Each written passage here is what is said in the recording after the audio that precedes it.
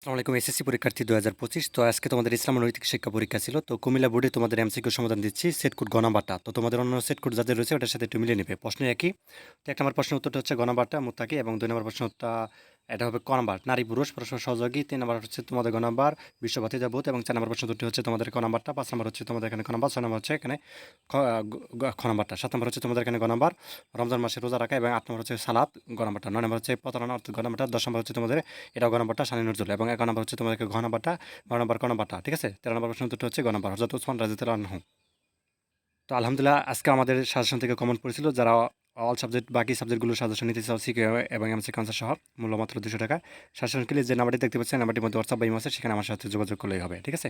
PDF file তুমি মোবাইলের মধ্যে ১ মিনিটের মধ্যে হোয়াটসঅ্যাপ বা ইমোতে নিতে পারবে।